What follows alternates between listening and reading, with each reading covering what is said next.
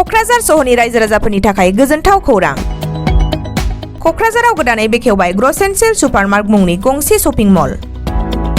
सरकारि साख्रिनि सायाव लामा नायालासे फालांगि फोथाराव आखाइ होनानै गावनि आथिङाव गसंथानायजों लोगोसे रांखान्थि बिथिङाव गोख्रों खालामनो ओंखारदों गोजौ सोलोंथाइ मोननाय क'क्राझारनि सासे बर' लाइमोना। क'क्राझार वार्ड नम्बर 8 नि थागिबि आरो एम.ए. उथ्रिसारनाय लाइमोन प्रयास ज्योति ब्रह्मआ बिटिआरनि गाहाय सदर सहर क'क्राझाराव बायगिरि रायजो राजाफोरनि खाबुनि थाखाय गंसे शपिं मल बेखेवदों। दिनै फुंबिलि समाव बे ग्र'सेन्सियेल सुपारमार्ट गलाखौ बेखेवनानै होयो बर' सावथुन मुलुगनि मुंदांखा फावखुंग्रि फुजि बसुमतारिया।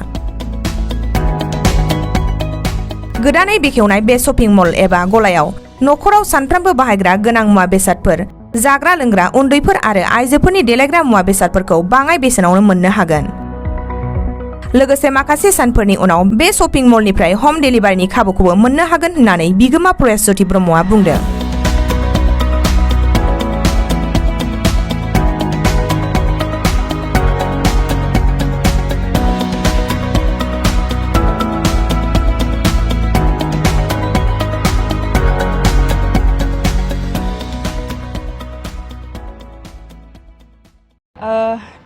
आङो दिनै बेयाव लेंहरजानानै गाहाय आलासि हिसाबै लेंहरजानानै जोबोद गोजोननाय मोनदों आरो बेखौनो बुंनो सानो कि फंबाया जोंना जाय अनार बे गोदान सुपारमार्टनि बिथाङा जोबोर उन्दै बैसोआवनो जे बिदि बिजनेसाव बिथाङा माने आथिं होदों, बिराद माने गोग्गाथाव जोंनि थाखाय आरो आदै मादैयाबो बिमा बिफायाबो सापर्ट खालामदों।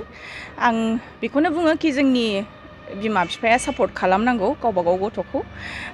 बिमा बिफानि सापर्टआव गथ'आबो जोबोर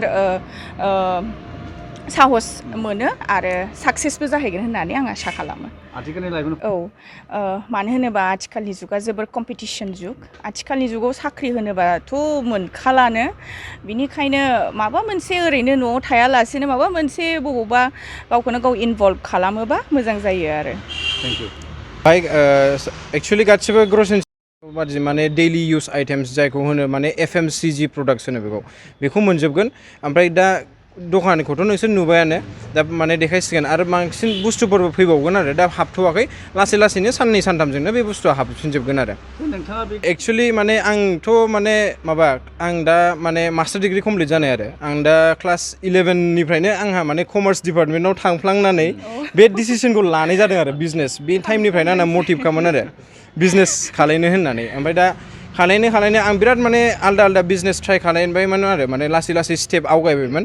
नाथाय माबा मोनसे फल जानानै आङो माने स्टार्ट खालायनो हायाखै आरो दा आं गुवाहाटियावबो बिजनेस स्टार्ट खालायनो नागिरदोंमोन। बेहाय माबा मोनसे जानानै 1 मान्थैनो आं बेखौ ड्रप खालायनानै आं न'आव फैथ'नांदों आरो माने साक्सेस जायासै आरो दा आं न'आव फैनानै आङो साडेनलि नुबाय आरो मार्केटखौ स्टाडि खालायबाय। ओमफ्राय आं बैथिंजाय माने नुबाय आरो माने दखानफ्राथ' दा मानसिफ्रा जुदि साप'ज गालामाल दखानफ्राव थाङो, माने दा थाङोबाबो नोङो अफाराव मोना, एखमबा माने प्रपार माबा होनो नागिरा आरो माने अफार मोननो नागिरा। दा बेखौनो प्राइस हाइखौ बांसिनानो माने जानो हाया आरो। ओमफ्राय ओरैनोबो गालामालाव थाङोबाबो मोनसे बुस्थु जायो, दा नोङो गासिबो प्रडाक्ट्सखौ मोनसे दखानाव मोनजोबा। दा मोनसे प्रडाक्टनि थाखाय नों मोनसे दखानाव थांनांगोन आरो मोनसे प्रडाक्टनि थाखाय आरो आलदा दखानाव थांबावनांगोन। बिनि थाखायनो आङो बे एरियाखौ हिसाबै मार्केटखौ स्टाडि खालामनानै आं ओरैबायदि सानदोंखि बे एरियायाव साप'ज आं सुपार मार्केट खालायोबा मानसिफोरखौ बेसेबां माने हेल्पफुल जागोन आरो आं बेखौनो आं नायनानै बेखौ सानबाय, आङो बेखौ बुस्थुखौ स्टार्ट खालायसै। ओमफ्राय दा दिनै बे बुस्थुआनो अपेनिं जाबाय आरो।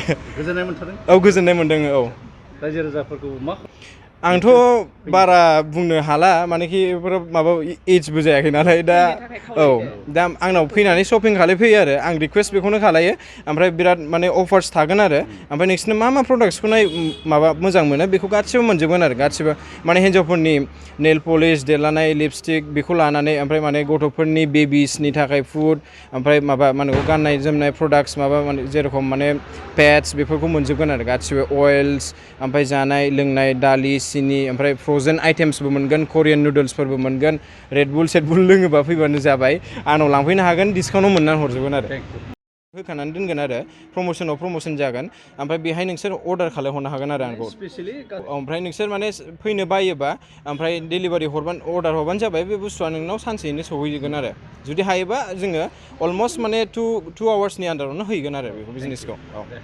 जाहैबाय प्रयास प्रयास